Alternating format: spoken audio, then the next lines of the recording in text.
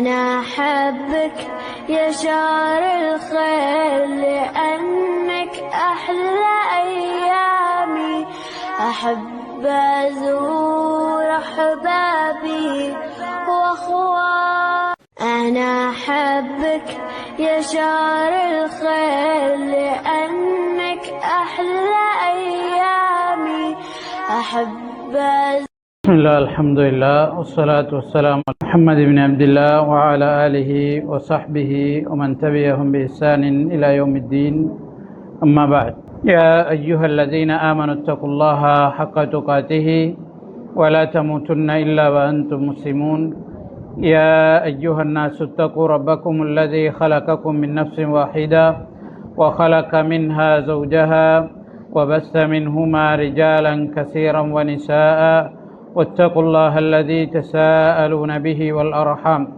إن الله كان عليكم رقيبا يا أيها الذين آمنوا اتقوا الله وقولوا قولا سديدا يصلح لكم أعمالكم ويغفر لكم ذنوبكم ومن يطع الله ورسوله فقد فاز فوزا عظيما فإن أصدق الحديث كتاب الله وخير الهدي هدي محمد صلى الله عليه وسلم وشر الأمور محدثاتها وكل محدثة بدعة وكل بدعة ضلالة وكل ضلالة في النار أو كما قال عليه الصلاة والسلام அன்புக்குரிய அல்லாஹ்வின் நல்லடியார்களே, சயீத் இப்னு ஸெய்த் இப்னு அம்ர் ரலியல்லாஹு அன்ஹு அவர்கள் சுவர்க்கத்தை கொண்டு நன்மாராயம் கூறப்பட்ட 10 சஹாபாக்களிலே முக்கியமான ஒருவர்.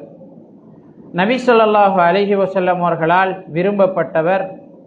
நபி அவர்கள் தாருல் அர்கம் என்கிற இரகசிய பிரச்சார இல்லத்திற்கு செல்வதற்கு முன்னர் ஆரம்ப காலங்களிலேயே இஸ்லாத்தை ஏற்றுக்கொண்ட சஹாபாக்களில் சயீத் இப்னு ஸெய்த் இப்னு அம்ர் ரலியல்லாஹு அன்ஹு அவர்களும் ஒருவர்.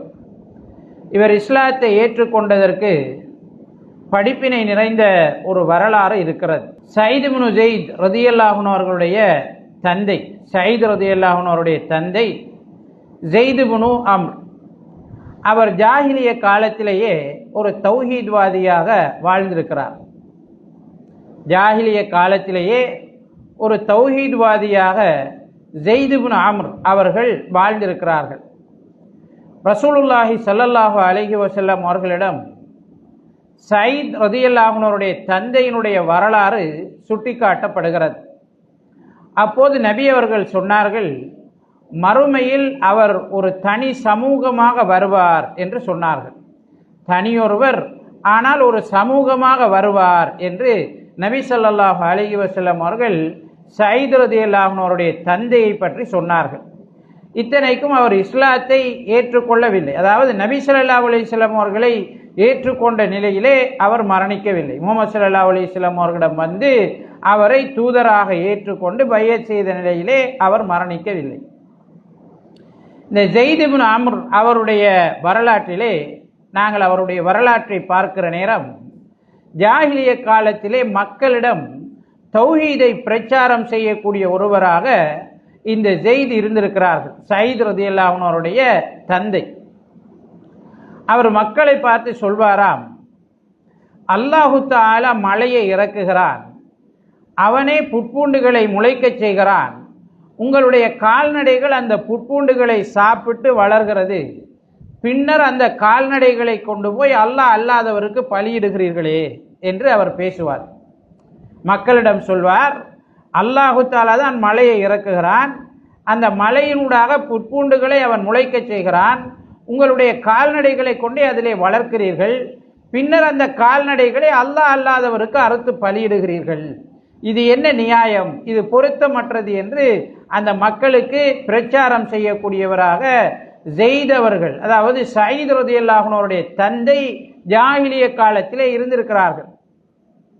அப்ப இந்த மாதிரி இவர் பிரச்சாரம் செய்வது மக்காவாசிகளிடம் பெரும் எதிர்ப்பலைகளை உருவாக்கியது. அவருடைய வரலாற்றிலே அவர் எந்த ஒரு சிலையையும் வணங்கியது கிடையாது, எந்த ஒரு சிலைக்கும் அறுத்து பலியிட்டது கிடையாது, எந்த ஒரு சிலைக்கும் நேர்ச்சி செய்தது கிடையாது, அல்லாஹுவை மாத்திரம் வணங்கக்கூடியவராக இருந்தார் என்று சயீத் ரலியல்லாஹு அன்ஹு அவருடைய தந்தையினுடைய வரலாற்றிலே நாங்கள் பார்க்கிறோம். அப்ப சயீத் ரலியல்லாஹு அன்ஹு அவருடைய தந்தைக்கு உமர் இப்னு கத்தாப் ரலியல்லாஹு அன்ஹு அவருடைய தந்தை, உமர் ரலியல்லாஹு அன்ஹு அவருடைய தந்தை கத்தாப், அவர் மாமா முறை, அவரு தன்னுடைய தாயினுடைய சகோதரர். அப்ப இந்த கத்தாப் அவர்கள் ஜெயித் அவர்களுக்கு கடுமையாக வேதனை செய்யக்கூடியவராக இருந்தார்கள். இந்த அளவுக்குண்டா ஒரு தடவை அவர் சொல்கிறார், ஜெயிதே, உன்னுடைய விஷயத்துல நாங்கள் மிச்சம் பொறுமை காத்து விட்டோம், நீ எங்களுடைய சிலைகளை பற்றி இப்படி தப்பாக கதைப்பதை நாங்கள் உன்னை மிச்ச காலமா விட்டுட்டோம் அப்படி என்று சொல்லி இவரை கடுமையாக தாக்குகிறார். உமர் ரலியல்லாஹு அன்ஹு அவருடைய தந்தை, ஜாஹிலிய காலத்திலே நடக்கக்கூடிய ஒரு சம்பவம், நபி ஸல்லல்லாஹு அலைஹி வஸல்லம் அவர்களுடைய வருகைக்கு முன்னர் நடந்த சம்பவம்.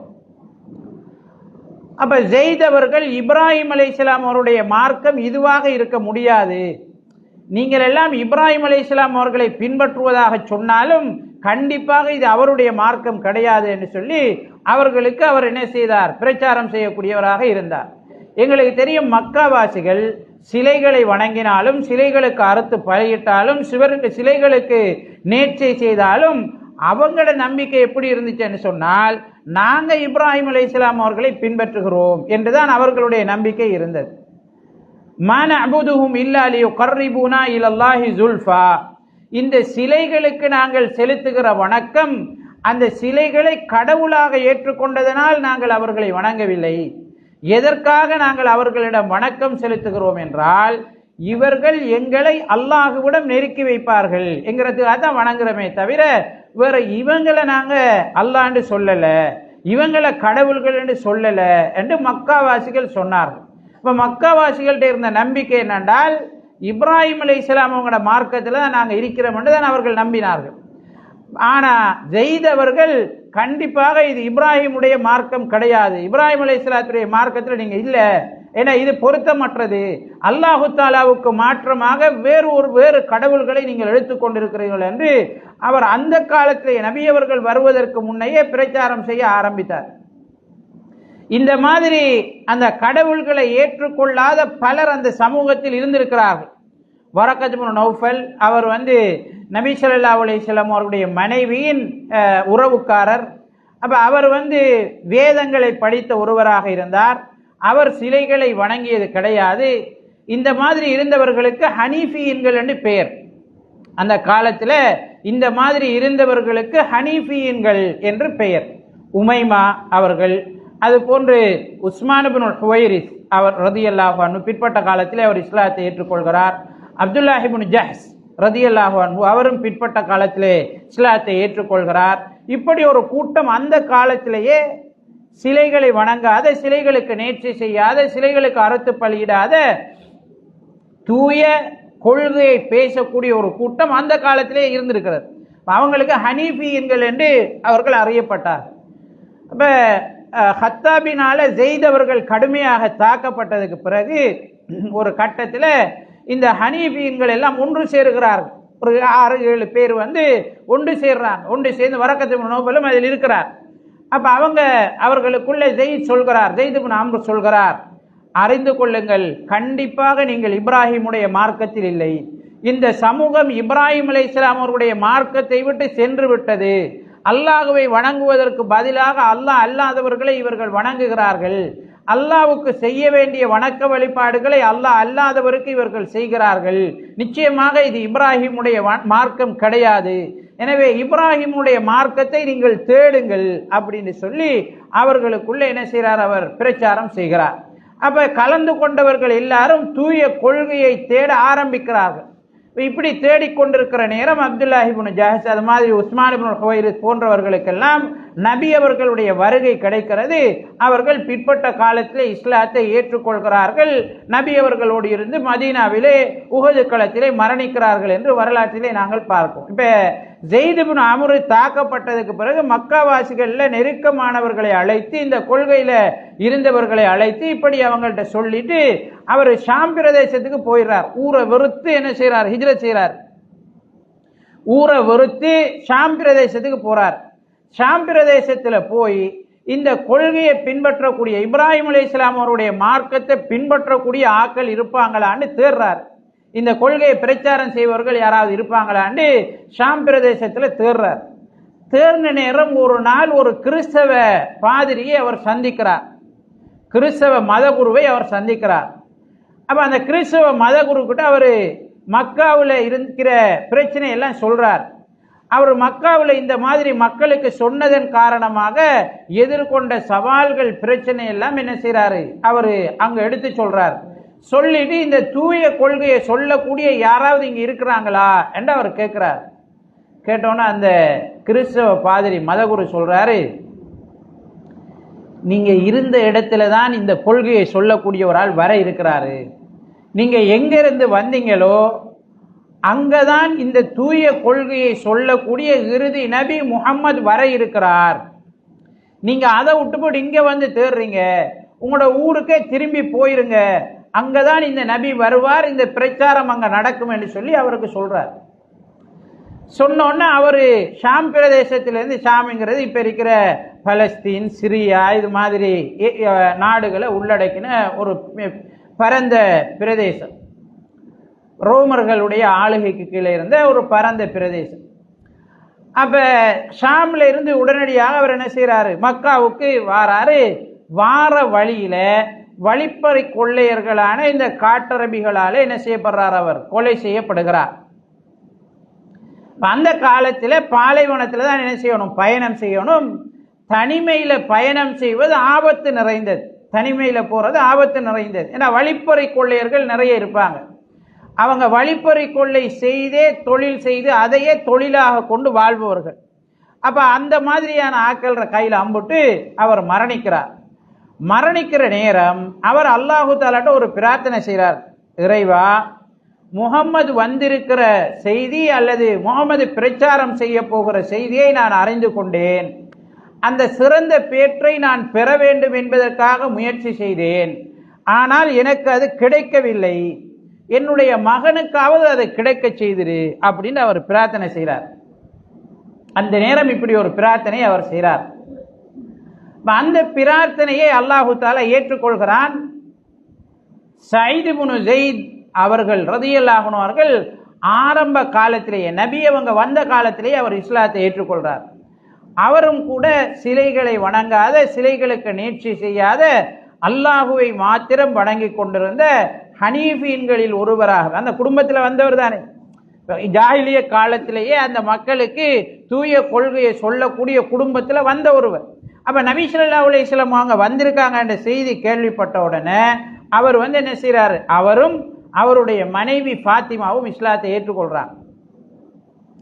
ஃபாத்திமாங்கிறவர், அவரோட மனைவி ஃபாத்திமாங்கிறவர் ரலியல்லாஹு அன்ஹா உமர் இப்னு கத்தாபுடைய சகோதரி, உமர் ரலியல்லாஹு அன்ஹுடைய சகோதரி ஃபாத்திமா பின்த் கத்தாப். அப்ப அவ இஸ்லாத்தை ஏற்றுக்கொண்ட செய்தி உமர் ரலியல்லாஹு அன்ஹு அவர்களுக்கு தெரியாது. உமர் ரலியல்லாஹு அன்ஹு அவங்க இஸ்லாத்தை ஏற்றுக்கொண்டதுல இந்த சயீத் ரதி அவர்களுக்கும் ஃபாத்திமா ரலியல்லாஹு அன்ஹு அவர்களுக்கும் பங்கு இருக்கிறது என்று ஒரு வரலாறு இருக்கிறது. அந்த வரலாற்றில் சின்ன பலவீனம் இருந்தாலும் படிப்பினைக்காக நாங்கள் அதை சேர்த்து கொள்ள முடியும். உமர் ரலியல்லாஹு அன்ஹு அவங்க ஜாஹிலிய காலத்தில் ரசூலுல்லாஹி ஸல்லல்லாஹு அலைஹி வஸல்லம் அவர்களுக்கு எதிராக அல்லது நபி ஸல்லல்லாஹு அலைஹி வஸல்லம் அவருடைய தொல்லை, அவருடைய பிரச்சாரத்தினால் வந்திருக்கக்கூடிய தீவினைகள், பிரச்சனைகள் சம்பந்தமாக பேசி கொண்டிருக்கிற நேரம் அவரை தீர்த்து கட்ட வேண்டும் அல்லது அவரை இந்த பிரச்சாரத்திலிருந்து நிறுத்த வேண்டும் என்பதற்காக கங்கணம் கட்டி கொண்டு உமர் ரலியல்லாஹு அன்ஹு அவர்கள் வருகிறார். இப்போ வந்த நேரம் இடையில ஒரு ஆளை சந்திக்கிறார். உமர் ரலியல்லாஹு அன்ஹு அவங்கள்ட்ட எங்க போறீங்கன்னு அவர் விசாரிக்கிறாரு. விசாரித்த நேரம் அவர் சொல்றாரு, நான் இப்படி முகம்மதை சந்திக்க போகிறேன், ரெண்டில் ஒன்று பார்க்கணும் அப்படின்னு சொல்லி சொல்றாரு. சொன்னோன்னா அந்த ஆள் சொல்றாரு, நீங்க அவ்வளவு பெருசாகலாம் யோசிக்க தேவையில்ல, உங்களோட தங்கச்சே இஸ்லாத்தை ஏற்றுக்கிட்டா, உங்களோட வீட்டிலே மாற்றம் வந்துட்டு நீங்க என்னதுக்கு அவ்வளவு தூரம் போறீங்க, உங்களோட தங்கச்சை முதல் பாருங்கன்னு அவர் என்ன செய்யறார் சொல்றார். உமர் ரலியல்லாஹு அன்ஹு அவர்கள் மிகுந்த கோபத்தோட தன்னுடைய சகோதரியுடைய வீட்டுக்கு வரார். வந்து கதவை தட்டுகிறார்.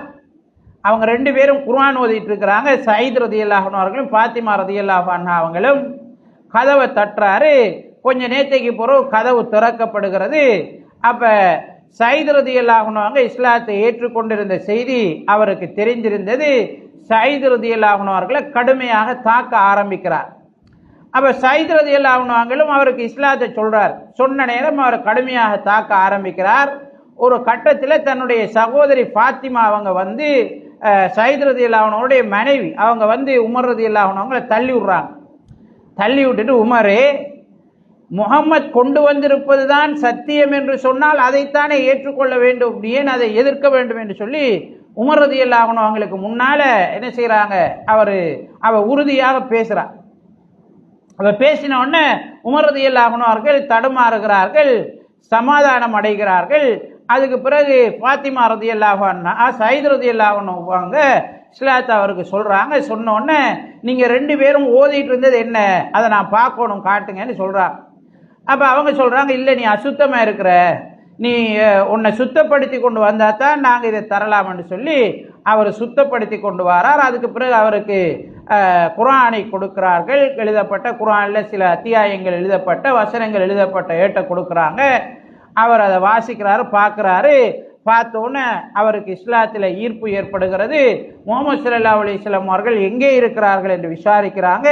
தாருல் அர்கமுடைய வீட்டுக்கு அழைத்து செல்லப்படுகிறார். உமர் ரலியல்லாஹு அன்ஹு அவர்கள் இஸ்லாத்தை ஏற்றுக்கொள்கிறார்.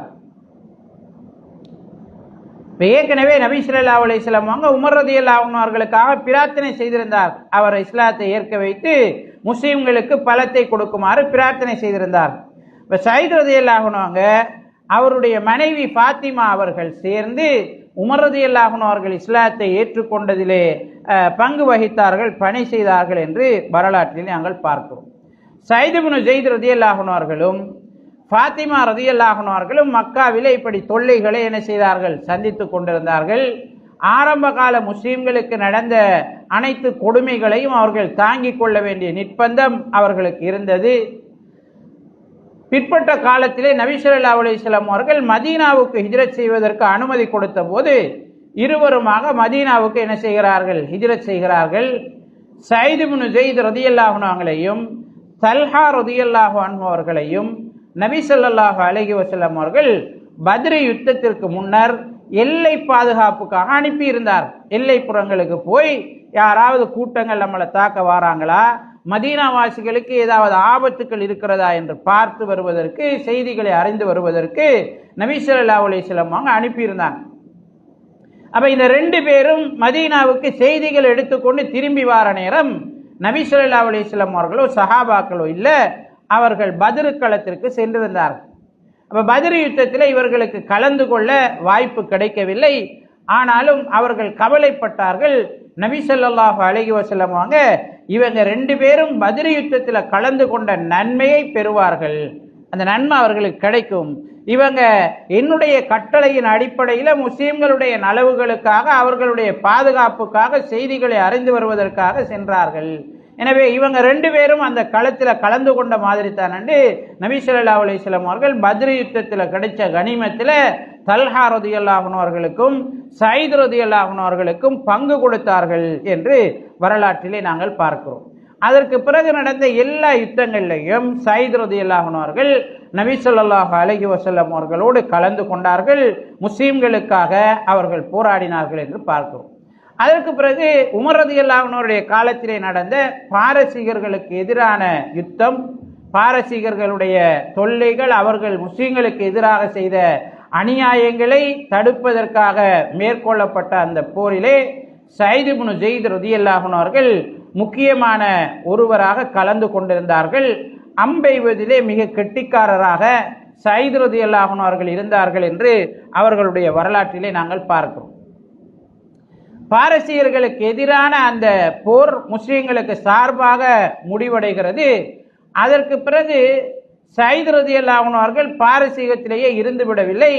உடனடியாக ஷாம் பிரதேசத்திலே ரோமர்களுக்கு எதிராக நடக்கக்கூடிய போரிலே கலந்து கொள்வதற்காக அபூ உபைதா ரலியல்லாஹு அன்ஹு அவருடைய தலைமையிலே நடக்கக்கூடிய போராட்டத்திலே கலந்து கொள்வதற்காக ஷாம் பிரதேசத்திற்கு வருகிறார்.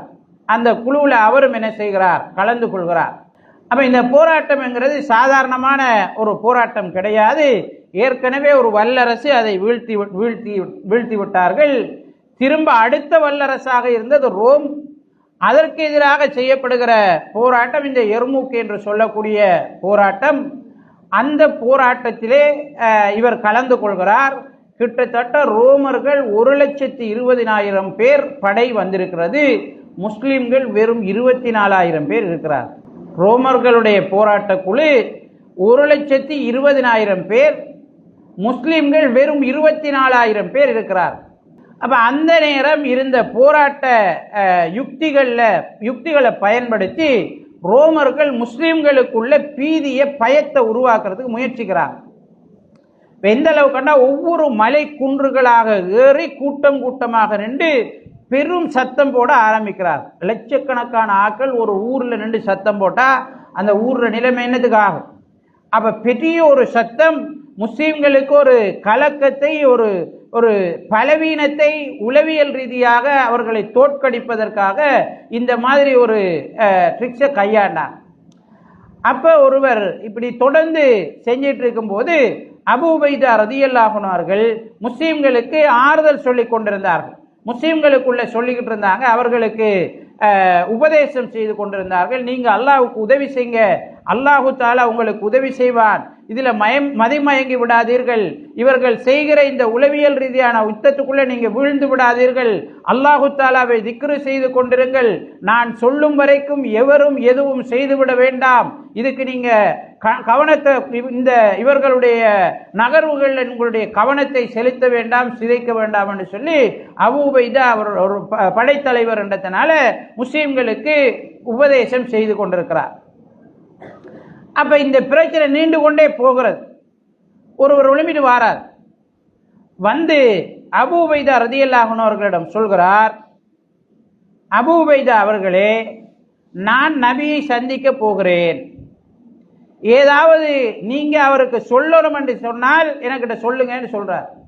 அபூ உபைதா ரலியல்லாஹு அன்ஹு அவங்க சொன்னாங்க, அவரை நீங்கள் சந்தித்தால் எங்களுடைய சலாத்தை எத்தி வையுங்கள், அவர்கள் வாக்களித்ததை, அல்லாஹு தஆலா வாக்களித்ததை நாங்கள் சந்தித்து விட்டோம், பெற்றுக்கொண்டு விட்டோம் என்று சொல்லுங்கள் அப்படின்னு சொல்றார். இப்ப சொன்ன உடனே அவர் வெளிக்கிளம்பி ரோமர்களுடைய படை இருந்த பக்கம் வேகமாக போறார். போகிற நேரம் சயீத் இப்னு ஸைத் ரலியல்லாஹு அன்ஹு அவர்கள் சொல்கிறார்கள், அவருடைய வேகத்தை கண்டு என்னுடைய மனதுக்குள்ளும் தைரியம் என்ன செய்தது, உருவானது. அப்ப அவர் போய்கொண்டிருக்கிற நேரம் ரோமர்களுடைய படையிலிருந்து ஒருவன் அவரை துரத்தி வந்தான். அவனை நோக்கி நான் அம்பெய்தேன், அவன் வீழ்ந்து உயிர் நீத்தான். அத்தோடு என்னிடம் இருந்த கலக்கம் பயம் எல்லாம் நீங்கி எனக்கு புதிய தைரியம் கிடைத்தது என்று சொல்லி சொல்கிறார். அந்த யுத்தத்தில் கடுமையாக அவர்கள் போராடுகிறார்கள், ரோமர்கள் வீழ்த்தப்படுகிறார். பாருங்க, 24,000 பேர் வெறும் 1,20,000 பேர் நேருக்கு நேர சண்டை பிடிக்கிற அந்த யுத்தத்தில் வீழ்த்தப்படுகிறார்கள், ரோமர்கள் வீழ்த்தப்படுகிறார்கள். அபூ உபைதத்துல் ஜர்ராஹ் ரலியல்லாஹு அன்ஹு அவர்கள் திமஷ்கினுடைய வெற்றியை சயீதினுடைய வெற்றி என்று சொன்னார்கள். சயீத் இப்னு ஸைதினுடைய செயல்தான் திமஷ்கினுடைய வெற்றிக்கு காரணம் என்று திமஷ்குரிய கவர்னராக சயீத் இப்னு ஸைத் ரலியல்லாஹு அன்ஹு அவர்களை அபூ உபைதா ரலியல்லாஹு அன்ஹு அவர்கள் நியமித்தார்கள். அபூ உபைதா ரலியல்லாஹு அன்ஹு அவர்கள் நியமித்தது தொடக்கம் உமையாக்களுடைய ஆட்சி காலம் வரை, கிட்டத்தட்ட உமையாக்களுடைய ஆட்சி காலம் வரை சயீத் இப்னு ஸைத் அவர்கள் திமஷ்கினுடைய கவர்னராக ஷாம் பிரதேசத்திலேயே இருந்து விட்டார்கள். பிற்பட்ட காலத்தில் இவர் கவலைப்படுகிறார், நாம நபியினுடைய பிராந்தியத்தை விட்டு தூரமாயிட்டோமே, நபி அவங்க இருந்த ஏரியா விட்டு நம்ம தூரமா வந்துட்டோமே, சஹாபாக்கள் எல்லோரும் நம்மோடு இருந்த பெரும்பான்மையானவர்கள் மரணித்து விட்டார்கள், நாம இந்த நிறைய பிரச்சனைகளுக்குள் வீழ்ந்து விட்டோம். அப்ப சஹாபாக்களுக்குள்ள நடந்த பிரச்சனை, சிபியன் யுத்தம், ஜமல் யுத்தம், இந்த குழப்பங்கள் இதெல்லாம் பார்த்து போட்டு அவர் கவலைப்படுறார். நம்ம இருந்த இந்த காலம் நீண்டு விட்டதனால நிறைய குழப்பங்களை நாம் பார்த்து விட்டோம் என்று சொல்லி கவலைப்பட்டு ஷாம் பிரதேசத்திலிருந்து திரும்ப மதீனாவுக்கு வரார். மதீனாவுக்கு வந்த நேரம் அவர் மதீனாவில் ஒரு புதிய ஆளா இருக்கிறார். நீண்ட காலம் மதீனாவுல இருந்து போய் ஷாம் பிரதேசத்தில் அவர் உமர் ரலியல்லாஹு அன்ஹு அவருடைய காலத்திலேயே ஷாம் பிரதேசத்தில் குடியிருந்த ஒருவர். அப்ப மதீனாவுக்கு வார நேரம் இது 49, 48, 50 காலப்பகுதி. அப்போ ஒரு அந்நியமான புதிய ஒரு ஆள்மாயத்தான் இருப்பாங்க. இப்படி ஒரு 30, 35 வருஷம் தாண்டி ஒருவர் ஒரு பிரதேசத்துக்கு வரும்போது, அவருடைய பழைய பிரதேசத்துக்கு வரும்போது கிட்டத்தட்ட அவருடைய வயசுல இருந்த அல்லது அவரோட மூத்த இருந்த அவரை பத்தி தெரிஞ்ச ஆக்கள் பெரும்பாலும் மரணிச்சிருப்பாங்க. கொஞ்சம் பேர் தான் இருப்பாங்க. இந்த 35 வயசு வரைக்கும் உள்ள ஆக்களுக்கு அவரை பத்தி தெரியாது. அப்ப எல்லாம் புது ஆக்களா இருப்பாங்க கிட்டத்தட்ட. அப்ப இவர் ஒரு அந்நியமான புதிய ஒரு ஆளா தான் இருந்தார்.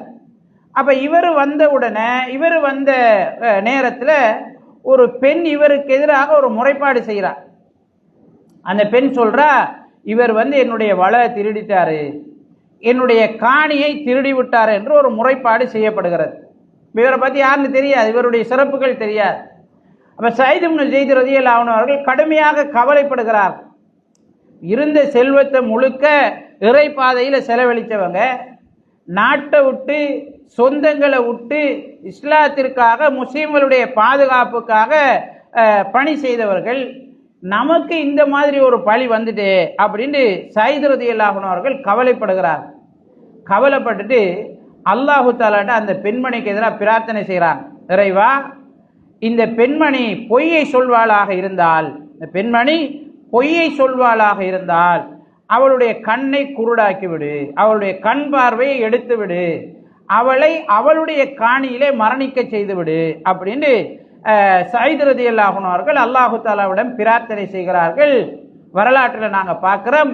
அந்த பிரார்த்தனைக்கு பிறகு சில நாட்களிலேயே பெரிய ஒரு மழை வருகிறது. மழையில அந்த பெண்ணுடைய கண் பார்வை இல்லாமல் போகிறது. அந்த மழை நீர் ஓடிய குழியில வீழ்ந்தே அந்த பெண்ணுடைய காணியில் மரணிக்கிறாள் என்று வரலாற்றிலே நாங்கள் பார்க்கிறோம். சயீத் ரலியல்லாஹு அன்ஹு அவர்கள் ஹிஜ்ரி 50ஆம் ஆண்டு மரணிக்கிறார்கள். மதீனாவிலே நல்லடக்கம் செய்யப்படுகிறார். எனவே அன்புக்குரிய அல்லாஹ்வின் நல்லடியார்களே, சயீத் ரலியல்லாஹு அன்ஹு அவருடைய வரலாறு ஆரம்ப காலத்திலேயே அவர் இஸ்லாத்தை ஏற்றுக்கொண்டவர். சுவர்க்கத்தை கொண்டு நன்மாராயம் கூறப்பட்ட 10 சஹாபாக்களிலே ஒருவராக அவர் இருந்தார். சஹாபாக்களிலே வீரமிக்க ஒருவராக அவர் இருந்தார் என்கிற படிப்பினைகள் நம்மளுக்கு கிடைப்பதோடு, அநியாயம் இழைக்கப்பட்டவருடைய பிரார்த்தனை காலம் சென்றாலும் அல்லாஹுவால் ஏற்கப்படும் என்கிற ஒரு உண்மை சயீத் ரலியல்லாஹு அன்ஹு அவருடைய வாழ்க்கையிலே நமக்கு சொல்லப்படுகிறது. அநியாயம் இழைக்கப்பட்டவர்களுடைய கண்ணீர், அநியாயம் இழைக்கப்பட்டவர்கள் செய்யக்கூடிய பிரார்த்தனை அல்லாஹு தாலாவினால் ஏற்றுக்கொள்ளப்படும். எந்த அளவு கண்டா, அவங்க முஸ்லீம்களாக இல்லாட்டியும் சரி அப்படின்னு அறிஞர்கள் சொல்கிறார். அநியாயம் இழைக்கப்பட்டவன் முஸ்லீமாக இல்லாட்டிலும் அவனுடைய கடவுள்ல கையேந்துவானாக இருந்தால், கடவுளே இவனை கொடுத்துரு அப்படின்னு அவன் கையேந்துவானாக இருந்தால் அல்லாஹு தாலா அந்த பிரார்த்தனையை ஏற்றுக்கொள்வான். அநியாயம் இழைத்தவருக்கு அதற்குரிய தண்டனையை கொடுப்பான் என்று நபி ஸல்லல்லாஹு அலைஹி வஸல்லம் அவருடைய ஹதீஸிலிருந்து அறிஞர்கள் விளக்கம் சொல்கிறார். நபி ஸல்லல்லாஹு அலைஹி வஸல்லம் அவங்க சொன்னாங்க, இத்தகி தஅவத்தல் மظلوم فإن بينها وبين الله فإنه ليس بينها وبين الله حجاب. ஏனென்றால் அந்த பிரார்த்தனைக்கும் அவனுக்கும் இடையில, அல்லாஹ்வுக்கும் இடையில எந்த திரையும் கிடையாது. அல்லாஹு தஆலா அதை ஏற்றுக்கொள்வான் என்று நபி ஸல்லல்லாஹு அலைஹி வஸல்லம் அவர்கள் சொன்னார். எனவே அன்புக்குரிய அல்லாஹ்வின் நல்லடியார்களே, இந்த ஒரு படிப்பினை எங்களுக்கு சயீத் ரலியல்லாஹு அன்ஹு அவருடைய வரலாற்றிலே கிடைக்கிறது. அதுபோன்று சயீத் ரலியல்லாஹு அன்ஹு அவருடைய வரலாறு சொல்லக்கூடிய இன்னும் ஒரு முக்கியமான பாடம்தான் பெற்றார்களுடைய நலவுகள், பெற்றார்களுடைய நன்மைகள், பெற்றாருடைய பிரார்த்தனை பிள்ளைகளிலே பாதிப்பு செலுத்தும். பெற்றோர்களுடைய நல்ல குணம், பெற்றோர்கள் நன்மையில் காட்டுகின்ற ஈடுபாடு, பெற்றோர்கள் இஸ்லாத்திற்காக செய்யக்கூடிய தியாகம், பெற்றோர்களுக்கும் அல்லாஹ்வுக்கும் இடையில் உள்ள தொடர்பு கண்டிப்பாக பிள்ளைகள் விஷயத்திலே தாக்கம் செலுத்தும், அது பயனுள்ளதாக இருக்கும் என்கிற படிப்பினை சயீத் ரலியல்லாஹு அன்ஹு அவருடைய வரலாற்றில் நமக்கு கிடைக்கிறது. அதுபோன்று சயீத் ரலியல்லாஹு அன்ஹு அவருடைய குடும்பமே ஜாஹிலிய காலத்திலேயே சிலைகளை வணங்காத, அல்லாஹு தாலாவுக்கு அறுத்து பலியிடுகின்ற, அல்லாஹ் அல்லாதவருக்கு அறுத்து பலியிடுவதை எதிர்க்கக்கூடிய ஒரு குடும்பமாக இருந்திருக்கிறது என்பதை நாங்கள் பார்க்கிறோம். ரசூலுல்லாஹி ஸல்லல்லாஹு அலைஹி வஸல்லம் அவர்கள் சொன்னார்கள், குல்லு மௌலூதின் யூலது அலல் ஃபித்ரா, ஒவ்வொரு குழந்தையும் நல்ல எண்ணத்தோட நல்ல உணர்வுகளோட அல்லாஹு தாலாவுக்கு நெருக்கமான மனோநிலையோட அல்லாஹு தாலாவை ஏற்றுக்கொள்ளக்கூடிய இயல்பூக்கத்தில் தான் பிறக்குது. ஆனால் அவனுடைய பெற்றோர்தான் அவனை நெருப்பு வணங்கியாக, கிறிஸ்தவனாக, யூதனாக மாற்றி விடுகிறார்கள் என்று நபி ஸல்லல்லாஹு அலைஹி வஸல்லம் அவர்கள் சொன்னார்கள். எனவே பெற்றார்களுடைய பயிற்றுவிப்பு, பெற்றார்களுடைய சீர்திருத்தம், பெற்றோர்கள் சீர்பெறுவது பிள்ளைகளிலே தாக்கம் செலுத்தும். அது முக்கியமானது என்பதை இந்த வரலாற்றிலிருந்து பெரும் படிப்பினையாக நாங்கள் பெற்றுக்கொள்கிறோம்.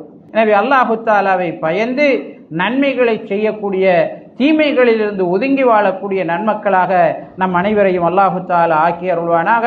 சஹாபாக்களுடைய வரலாறுகளை தெரிந்து கொண்டு அதிலிருந்து படிப்பினை பெற்று அவர்களுடைய வாழ்க்கைகளை பின்பற்றி வாழுகின்ற நல்லொரு கூட்டத்திலே நம் அனைவரையும் அல்லாஹு தாலா ஆக்கி அருள்வானாக.